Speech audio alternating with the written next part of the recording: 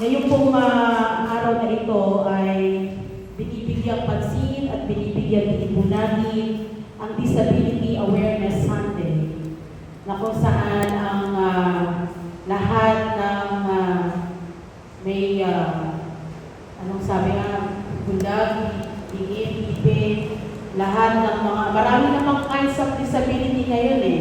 Kaya, pero hindi mo mahalatang disability. May disability because sila pa rin ay, hindi rin po, kinokorek na po ngayon, hindi sila, huwag po natin tatawagin normal or abnormal. Masisita po tayo dyan. Hindi na po yan na, or special, hindi na rin po yan tinatanggap. Kaya, para mas makita natin kung gaano kahalaga sa atin bilang mga United Methodist Church ang disability o tinatawag sa ating Book of Discipline, call to inclusiveness. At pagbibigay din po dito, panoorin po natin ang video na ito.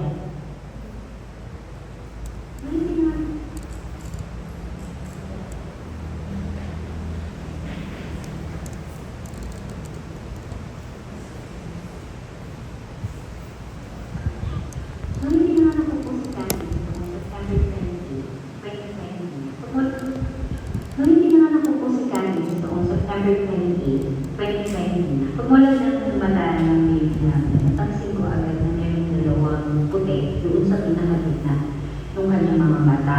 So, she was first diagnosed with congenital cataract at kinailangan niyang mag-go through sa operation. Ang galing ng Panginoon, it was the first operation went really well. After mga follow-up check-ups, after a month lang, sad to say, she was again diagnosed with post-cataract at kinailangan niya ulit mag-go through another operation. It was exhausting, emotionally and physically din, kasi isipin pa lang namin na kailangan ulit namin magdaanan ng mga same procedures na magdaanan namin. Nilaban din namin siya sa prayer. And true enough, ang Panginoon ay provide ulit ng lahat ng mga pangangailangan namin. At hindi lang siya basta nag-provide ng sakto lang doon sa second eye operation niya. Dahil through the hands of other people, the Lord also provided yung mga follow-up check-up namin, yung mga talagang na kailangan guys for her eyes, at saka yung mga gamitan namin. Pag 2 years old si Catrice, napansin na namin that she was just different from other children. So one night in our prayer, sabi ng asawa ko sa akin, Mami, parang hindi ko nakakayanin po. Neurodivergent pa si Catrice. At parang hindi talaga namin yun at first, nakakatakot siya kalagay. Pero salamat sa Panginoon because God granted us the courage na hanapin kung ano yung sitwasyon. And through the help of Dr. Mickey Morgano ng Delivery UMC, naipila niya si Catrice sa National Children's Hospital. Before 3 years old si Catrice, she was diagnosed with autism spectrum disorder. Talagang nag-deal kami mag-asawa. Pero ang hindi ko face the Lord kasi during the time na nag-deal kami over our child's condition, naroon din yung presensya ng kapayapaan at ng pag-asa okay naman siya. So, hinarap namin yung sitwasyon. Even before pa natin nalaman ng ASD status, in-expose na talaga namin siya sa mga libro. So, before siya ako 2 years old, alam niya kami sa amin na yung numbers from 1 to 100, alam na niya yung A to Z, hindi siya sa colors, at nagtaan din namin siya ng potential sa piano. Nung nalaman namin na ASD siya, kailangan natin i-acknowledge na kailangan natin ng community para matulungan kami na palakihin si Catrice. At nagpapasalamat ako sa Panginoon kasi meron tayong community of faith na pwede siyang ma-expose. Salamat sa Panginoon dahil i-embrace ng simbahan ang aming Catrice at natulungan yun sa kanyang development. Sa ngayon, nag-aaral si Catrice sa public school, grade 1 na siya at mas malaki yung development na napansin namin sa kanya. Akala ko po nung una, naging hindrance yung situation namin ni Catrice para sa ministry ko. Pero nakakatuwa at nagpupuri kami sa Panginoon dahil ginamit mismo niya yung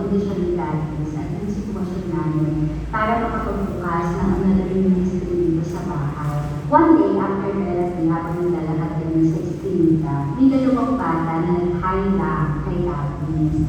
So, nag-hire si Candice, and I invited them na pumunta dito sa bahay.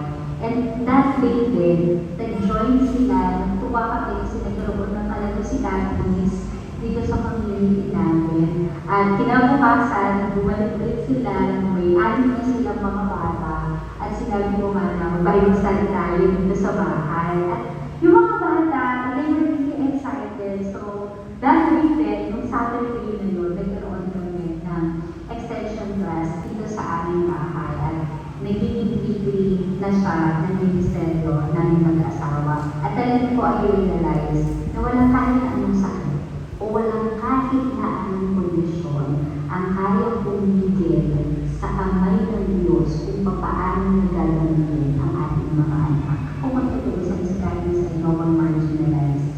Meron siyang eye condition, at the same time, neurodivergent siya. Pero we really praise the Lord dahil pinili niya kami mag-asawa na magkaroon ng very special na anak na mag-bless. Hindi lang namin mag-asawa kasi mas tumatag yung relationship namin together. At the same time, yung ganitong klaseng storya ay makakatulong din sa ibang mga tao. And soon po, mag-undergo ulit si Candice ng third operation. At nagpapasalamat kami sa Panginoon sa pagsulat ng Diyos ng maraming stories of victories na pwede namin panghawakan. Kaya alam namin na makaka-experience kami ng another victory because God is our God. I just pray that our story may also touch the lives of other people and give us all an inspiration na bibigay sa atin ng pag-asa at kapayapaan sa kung anumang mga bagay ang pinagdadaanan natin ngayon. God bless po sa ating lahat. Sa Diyos ang mabuti. Amen. Kaya tulad po ng sinabi ko kanina, ang araw na ito ay ang pagpapahalaga sa disability awareness na bilang the United Methodist Church ay kinikilala natin na ang lahat ay nilikha ng Diyos. Amen. Nilikha ng Diyos na mabuti at maganda.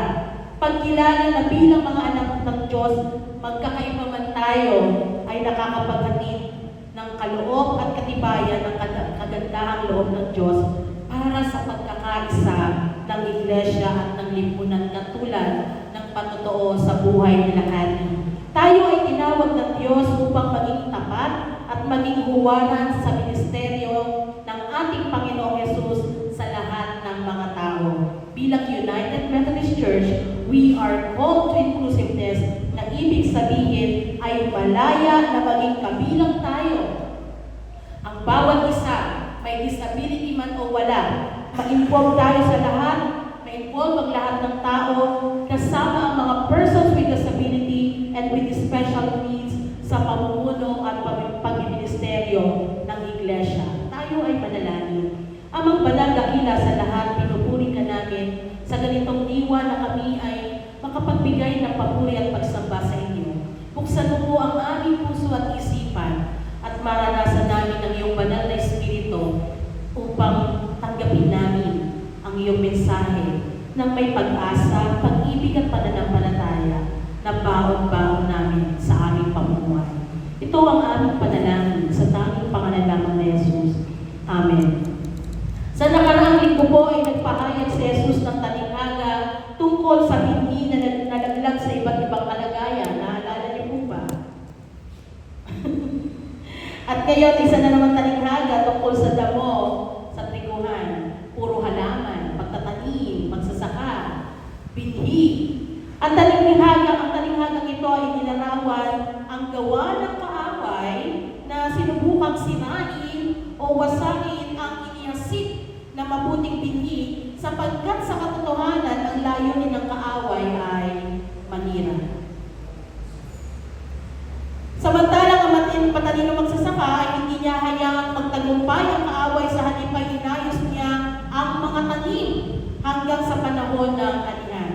Ang tanong ng utusan sa may-ari ng bukid, hindi po ba mabuting binhi lamang ang iniyasik ninyo sa inyong bukid? Bakit po may damo ngayon? Kung papansinin natin yung damdamin ng mga utusan, minsan may double meaning po po ba nito yung may-ari? Nananadya ba to? O talagang hindi lang nila alam? O gusto lang nilang may sisihin? At ang sagot ng may-ari, isang kaaway ang may nagagawa nito. Alam niya, di ba? Isang kaaway ang may nagagawa nito. Tingnan yung katabi niyo. Hindi yan yun. Hindi yan yun. Kaya ang tanong ng mga utusan na mukhang concern, bubunutin mo ba ang damo? Nagpamarunong pa, no? Ang mabilis na sagot ng may-ari, wag! Wag! At baka mabunot pati ang mga trigo. Parang sinasabi ng may-ari, wala kayong alam. Para sa pangalaga at pagprotekta sa trigo ay hindi iniiwalay ng may-ari o ng magsasaka ang panirang damo mula sa trigo hanggang sa panahon ng pag-aani. Bakit? Bakit hindi pinatanggal? Sapagkat matalino ang magsasaka. Kaya alam niya ang tunay na solusyon sa mga panirang damo sa gitna ng trigo ay darating at darating sa huling nila. May tamang panahon. At talinghagang ito ay tinatawag din na isang parable sa corruption. Diba? Sabi sa inyo, may spiritual corruption. Parable sa corruption sa kingdom community. Kung inaari natin ang Villa Lolita United Methodist Church ay community o kingdom community, may parables of corruption ba din? Bilang bayan ng Diyos, bilang mananampalataya, ang nais ng dyablo o ng kaaway ay wasakin ang ating pananampalataya, sirain ang ating relasyon sa Panginoon, sirain ang relasyon natin sa isa't isa, nang sa gayon, lumayo tayo ng lumayo sa Panginoon. Sa panahon na umaangat ang ating pananampalataya, nagagalit ang kaaway, nagagalit ang dyablo, pag masaya tayo. Pag umaangat yung pananampalataya, galit na galit ang dyablo, kaya anong gagawin niya? Aatake rin siya. Marahil sabi ng kaaway, ang tatag mo ha, ang tibay ng mananampalataya kayo ha, okay, sige, ito ang maleta ng problema. Di ba sa Senado, maleta, pera-pera. Sa mga Kristiyano, maleta ng problema. Ito pa, maleta ng kalungkutan, maleta ng kahinaan, maleta ng kabiguan. Yan ang ibinibigay ng kaaway sa atin para malayo tayo sa Panginoon. Gusto niyo ba ng maleta? Nakarating nga po ako ng Vietnam. Sabi ng mga kasama ko, ako lang po nakabal. Lahat sila nakalagi. Kasi sabi ko, magkatakbuhan pa, nasa pagkakaradala ko yung pag... Hindi, ayoko mo talaga na may hatak-hatak. May buhat-buhat na yan. Ano lang ako, light package lang. Tulad ng damo, sisirain ang buhay Kristiyano, sisirain ang tiwala natin sa Panginoon. Para sa Panginoon, hinahayaan niya na pagdaanan natin ang mga pagkakataon ito. Hindi ko po sinasabing kalooban ng Diyos na malungkot tayo. Hindi kalooban ng Diyos na manatili tayo sa problema, sapagkat ang kalooban ng Diyos ay buhay na ganap at kasiyasiya. Pero hinahayaan ng Diyos na mangyari ito sa ating buhay upang higit tayong mahubog sa ating pananampalataya sa Diyos at sasabihin natin, Diyos ay tapat. Ang Diyos ay nakapangyarihan kasi nagtagumpay siya sa buhay ko. Na kahit may damo sa buhay ko, may Diyos na tapat na nag-iingat sa pananampalataya natin. Na dumaan man tayo sa panahon ng pagsubok, kabigatan ng puso, tiisin, higit tayong nananalangin. Tamor tayong tinutulak ng kaaway sa kalungkutan, kasamaan, kasalanan. Pray ka naman ng pray. Lord God, damor tayong lumapit sa Panginoon. Damor tayong lumalapit sa Panginoon. At dito tayo higit na nahuhubog ang ating pananampalataya, higit tayo nananalig sa Panginoon. At itong mundo, itong sanlibutan, itong community natin,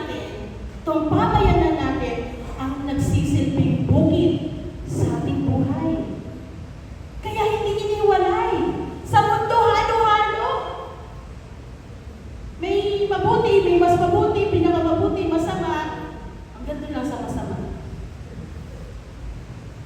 At sasabihin natin, this is my Father's world. Ang sanlibutan ito ay sa Panginoon, meaning alam ng Diyos ang kalagayan natin sa sanlibutan. Matalino ang Panginoon. Hindi natin maiisahan ang Panginoon. Alam niya na kahit hindi tanggalin yung damo na makakasira sa trigo, alam ng Diyos ang gagawin niya sa buhay natin.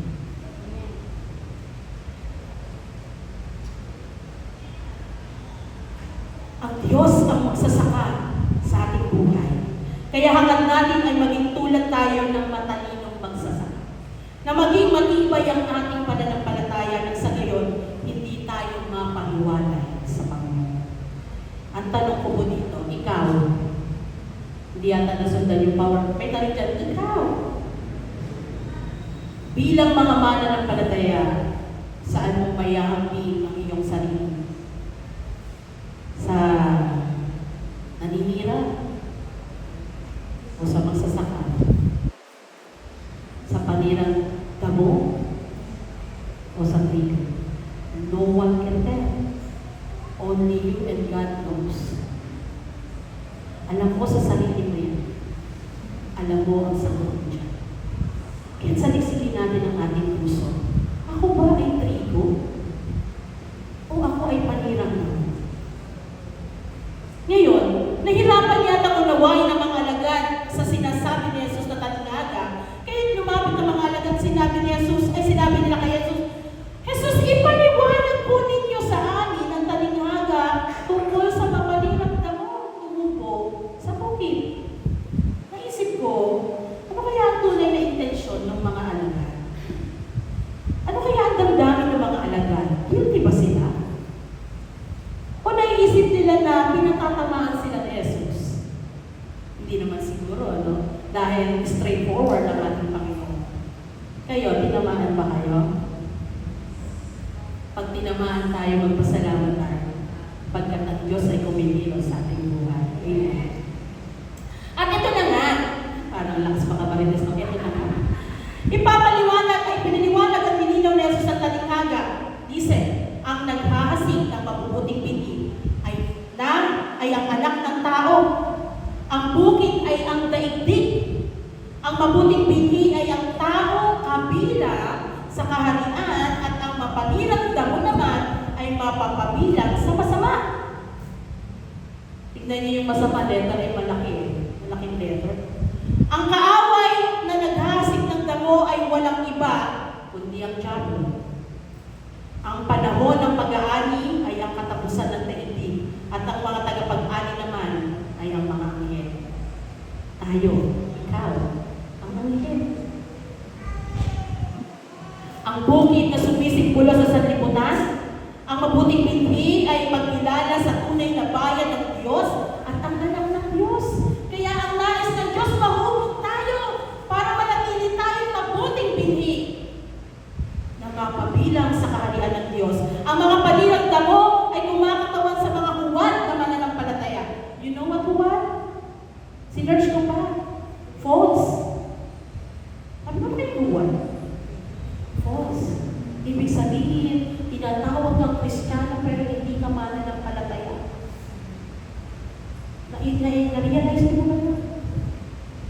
Kristiyano tayo, kinikilala tayong Kristiyano, pero hindi natin isinasapamuhay ang pagiging Kristiyano.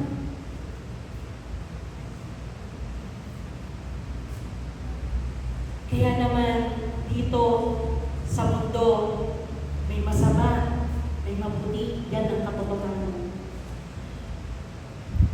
Maaaring sa mababaw ay magmukhang tunay na bayan tayo ng Diyos. Sa ibabaw, sa labas, panlabas. Mukha tayong anghel. Pero pag ang Diyos ang pumatol sa atin, sino talaga tayo? Ibig sabihin, ang mga panilang damo ay hindi lamang ang mga hindi mananampalataya. Hindi lamang yung tinatawag nating mga non-Christians na hayag ang paggawa ng masama, kundi kundi maaari ng mga Kristiyano na ang tawag pero hindi tunay na mananampalataya. Kaya sa talinghaga ng mga lupa, ang binhi ay kumakatawan sa salita ng Diyos. Dito ay kumakatawan ito sa tunay nating pananampalataya.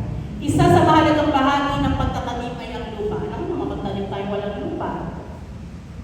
At ang lupa ay nagpapakita kung paano natin tinatanggap at tumutugon tayo sa salita ng Diyos. Kaya, wow! Ganda ng sermon! Wow! Nakaka-bless yung sermon! Pero anong tugon?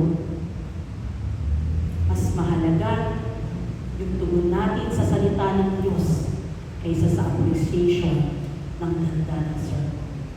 Sapagkat ang tugon doon sa salita ng Diyos ay makikita sa ating pamumuhay. Hindi lamang sa loob ng iglesia, kundi higit sa labas. Higit sa ating pamumuhay. Nung isang gabi po, Friday night, pagdating ko po dyan, bumukas ako pinto ng gate. Kinabahan ako. Kasi may matangkad, babae siya mukhang lalaki, pero babae po siya. Nagbigla kami niya, sabi mo, ate, pwede naman pagbili ng pagkain. Sabi ko, Nay, nakakagulat naman po kayo, pinabahan ako sa inyo. Si ate Lip yan. Hindi po ako masamang tao, sabi ko. Wala ba akong sinasabi? Hindi ko lang pasadali lang po, bubuksan ko lang. Binigyan ko siya, dami kong bariya. Binigyan ko rin. Sabi niya, salamat po, napakabait niyo po. Gusto ko pag hindi mo lang ako bigyan sa bayan ko. See kung paano tayo tinitingnan ng tao. Nagbigay lang ako ng bariya nun. Wala pang, hindi ko alam kung anong purpose nun. Basta alam ko lang, ang dami akong bariya nun sa Coinpress. Kinuha ko lang kasi dami sa kuya. Pero nakatingin sa atin ang mundo. Sabi, alam niyo kung isa sa naisip ko doon, simbahan, gate ng simbahan, ang binubuksan ko. Paano pa kung kilala tayong mga Kristiyano? Ano ang sasabihin ng mundo sa atin?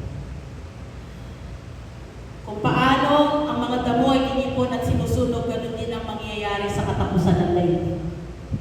Ihiwalay ng Diyos ang kanyang tunay na bayan, ang masusumpungang nagtatapat mula sa pagiging uwan at hindi tunay na mananampalataya sa katapusan ng panahon ito. Ang Diyos ang hahatol. Kahit anong gawin natin active, kahit anong sigla natin, kahit ang dami natin ginagawa sa church, kung hindi tayo nagsasapamuhay ng pananampalataya, lahat yan ay trabaho lamang. Pero kung tayo ay nagdidisipulo, tayo ay nagbabahagi ng mabuting balita, yan ang mananampalataya. Hindi tayo naninira ng buhay, tayo ay nagiging daan tungo sa bagong buhay. Tulad ng sinabi ni Jesus, ipag-uutos ng anak ng tao sa kanyang mga anghel na tipunin nila mula sa kanyang kaharian ang lahat ng nagiging sanhi ng pagkakasala at ang lahat ng gumagawa ng masama. Iahagis nila ang mga ito sa lumalagablab na pugon at doon ay mananangis sila at mangangalit ang kanilang mga bibig. Yun ang sinabi sa Biblia na binasa kanina. Kaya ngayon mga kapatid, dalawa ang panawagan sa atin ng Panginoon. Una, panawagan sa pagiging inklusibo at pagtanggap. Hindi tayo namimili. Sa English, inclusiveness and acceptance. Hindi tayo namimili ng pabahaginan ng mabuting balita. Hindi tayo namimili kung sino ang pauupuin natin sa mga pews na yan. Kung paano hindi pinaghiwalay ng magsasaka ang trigo at ang damo, ganito rin ang kapahayagan sa atin kung paano natin tinatanggap ang mga tao. Ito man ay person with disability and with special needs. Marahil physically they are disabled, but they are much able sa atin. They are much able to do extraordinary ministry and service. Look at Cathy. Si Cathy bulag po yun eh. Pero pag pinagsama nyo kami, mas mahusay mo. Mas magaling tumugtog yun sa akin. Parang sinabi ko magaling ako tumugtog. Mas magaling tumugtog yun. Mas magaling sa music. namin ang husay niya hanggang naisalin sa anak nila. Maraming mga maraming disability, pero ang dami nilang nagagawa sa buhay. At baka itinuturing natin ang sarili natin, we are able, pero unable pala. Sa buhay natin, ang dami nating spiritual disabilities. Kristiyano tayo, pero ang dami nating disabilities. Ang dami nating bisyo, ang dami nating mga bagay na hindi pa natin kayang i-move o i-surrender sa Panginoon. Hanggang ngayon, nagbi-minister tayo, pero anong ginagawa natin? That is spiritual disabilities. Trigo ba tayo o damo? This is the time. God is calling us to be inclusive and accept maging sa sarili natin, tanggapin natin may mga disabilities tayo kailangan natin surrender sa ating Panginoon. We are not able, but God alone is able. Amen. Para maging karapat-dapat tayo sa ating pagtanggap, pagkilala sa kanilang mga karapatan at pagbibigay ng pagkakataong ma-involve ang lahat sa gawain ng ministeryo gamit ang kanilang angking at kakayahan, talento at husay sa pagpapahayag bilang iglesia, bilang United Methodist Church ng tunay na kahulugan ng love boldly. So no discrimination, no bullying, non-exclusiveness, kaya sa ibang simbahan, may safe space for them. Sa ibang simbahan po, putol yung putol yung view. Kasi yung palang other side, doon uupo, nasa unahan, yung mga may wheelchair. May safe space. May safe space para sa mga anak ng Diyos. May disability man o wala. Pangalawang panawagan, makinig at manalig. Maraming nakinig pero nangaligaw. Sa tunay na buhay ng mga mananampalataya ay laging nakasunod sa atin ang dyablo sa lahat ng oras. Alam niyo ba yun? Lord, magbabago na po ako. Biglang maya na naman yung naku po, si dyablo kumilos na naman. Ang dyablo ay mapantin lang. Mapanira, pumapatay ng pananampalataya. Makinig na may bukas na puso upang hindi tayo maging damo. Damo na nakakasira. Nais ng Diyos ay maging mapagmatsyag at maging matalino tayo tulad ng Panginoon sa pag-discern. Kaya tigit tayong magpalalim sa pag-aaral ng Biblia. Pananalangin, maalam na pagsamba, maging bukas ang ating puso sa care group at huwag natin sasabihin, kaya ko na, matagal na akong mananampalataya, alam ko na yan. Ang sa gayon, kung matake man ang dyablo, hindi tayo makakakay. God made us able to share the good news of salvation. Makinig tayo sa Panginoon ng may pananampalataya. Sumunod, maging daluyan tayo ng pagpapala at hindi ng pagkakasal. Ngunit, sabi sa binasa natin, ngunit, ang gumagawa ng matuwid ay magliliwanag na parang araw. Shine, Jesus, shine. Let there be light. Parang araw sa kaharian ng kanilang Ama, makinig ang may pagdinig. Sa kaharian ng Diyos ay walang pinipili. Bulag, pipe, bingi, bilay, malabo ang mga mata, may Down syndrome, dumaan sa iba't ibang operasyon. In other words, inclusive at may pagtanggap sa kaharian ng Diyos. Gayon din sa mga makasalanan, binigyan ng Diyos ng pagkakataon na magsisi ang bawat isa sa atin, lahat ng makasalanan, manalig at magtapat sa Panginoon. Bakit? Sapagkat iniibig tayo ng Diyos. Iniibig ka ng Diyos. Makinig tayo sa Panginoon at madama natin ang kanyang pag-ibig at ipahayag natin ang pag-ibig ng Diyos sa pamamagitan ng pagtanggap, paglilingkod, at pagmimisyon. Sa panawagan ito, mga kapatid, nais mo bang sumunod? Dito tayo nagkakatanong. Nais mo bang sumunod? At handa ka bang lumagbang? Bilang mga mananampalataya, tayo ay inclusive. Lahat ay welcome pakialam, may malasakit, may pagkakaisa, may pagtanggap at pagmamahal. Kung nais nating sumunod, umakbang tayo, umayo tayo at maglingkod ng walang tinatangi.